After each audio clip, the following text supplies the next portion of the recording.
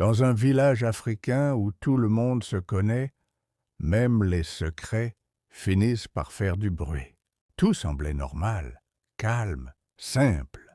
Mais parfois, ce qui paraît normal cache quelque chose de beaucoup plus profond.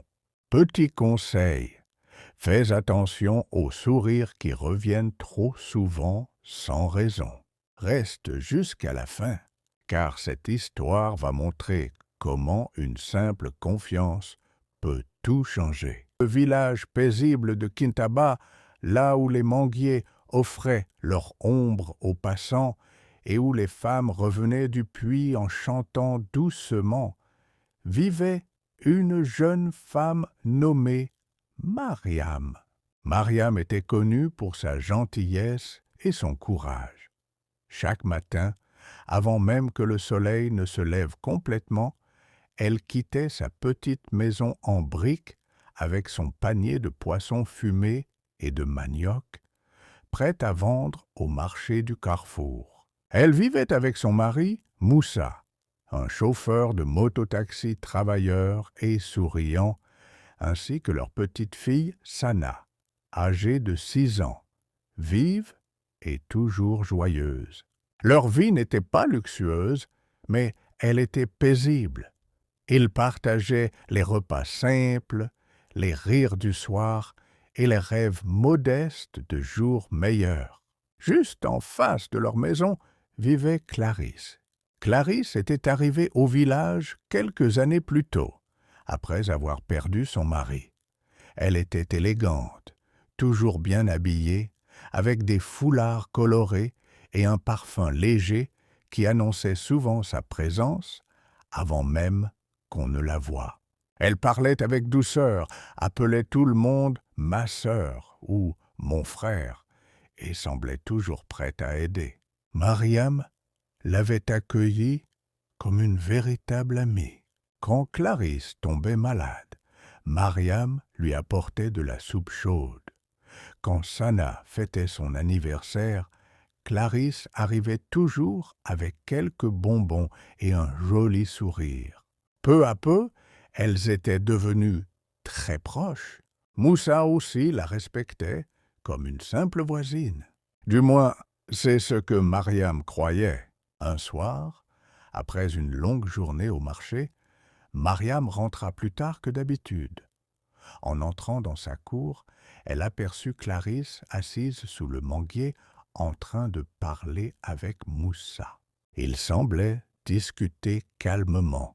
En voyant Mariam, Clarisse se leva rapidement avec un sourire. « Mariam, je passais juste saluer un peu. » Mariam sourit doucement. À cette heure-ci, Clarisse ajusta son foulard. « Je n'arrivais pas à dormir, alors je suis venue prendre l'air. » Elle partit presque aussitôt.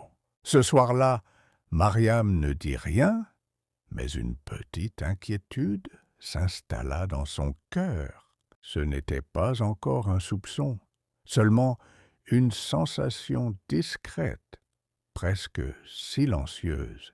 Les jours passèrent, puis Mariam commença à remarquer de petites choses.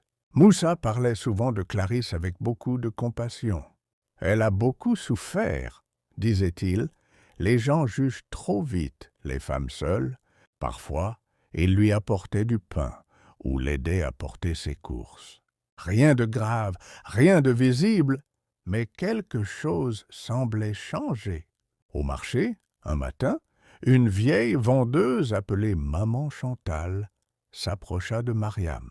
C'était une femme sage, connue pour ne jamais parler sans raison. Elle posa doucement sa main sur celle de Mariam.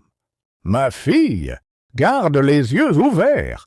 Mariam la regarda, surprise. « Oh, pourquoi dites-vous cela ?» Maman Chantal hésita un instant avant de répondre. « Hier soir, j'ai vu Moussa accompagner Clarisse bien loin derrière la route des palmiers. Ce n'était pas un simple service de voisin. » Le cœur de Mariam se serra. Elle resta silencieuse. Elle ne voulait pas croire aux paroles des autres, mais les petits détails qu'elle avait ignorés revenaient maintenant dans son esprit. Ce jour-là, elle rentra chez elle avec le cœur lourd. Elle observa davantage les retours tardifs de Moussa, les appels interrompus rapidement, les excuses répétées. J'avais beaucoup de clients aujourd'hui. La moto est tombée en panne. Je suis juste fatigué. Chaque phrase semblait simple, mais quelque chose sonnait faux. Puis arriva ce jeudi soir. La pluie tombait doucement sur le village, et Mariam se rendit compte qu'elle avait oublié son foulard au marché. En revenant, elle passa devant la maison de Clarisse. C'est alors qu'elle entendit un rire familier, le rire de Moussa. Son pas ralentit. La fenêtre était légèrement entr'ouverte. Mariam s'approcha sans bruit, et là, son monde changea. Moussa était assis près de Clarisse, sa main dans la sienne. Il parlait doucement, avec cette proximité qui ne laissait aucun doute. Ce n'était ni une rumeur, ni un malentendu, c'était la vérité. Mariam resta immobile sous la pluie légère. Elle ne cria pas, elle ne frappa pas à la porte.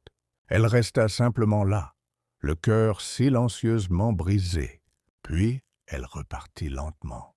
À la maison, elle prépara le repas comme chaque soir. Elle aida Sana à se laver. Elle lui raconta une petite histoire pour l'endormir. Puis elle s'assit dans le salon, dans le calme de la nuit.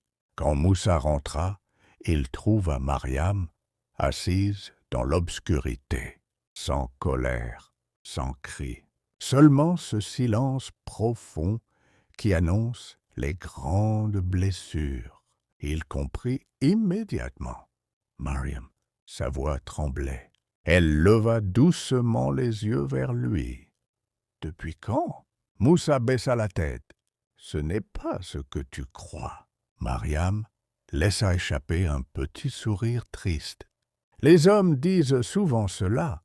Quand la vérité est déjà devant eux, il ne trouva rien à répondre. Alors elle reprit calmement. Le plus douloureux, ce n'est pas seulement la trahison, c'est le fait qu'elle vienne de deux personnes en qui j'avais confiance. Sa voix devint plus fragile. Dans ma propre maison, avec quelqu'un que j'appelais ma sœur. Moussa avait les larmes aux yeux, mais parfois les regrets arrivent trop tard. Cette nuit-là, Mariam comprit une chose importante. Certaines blessures ne font pas seulement pleurer, elles transforment doucement la personne que l'on devient.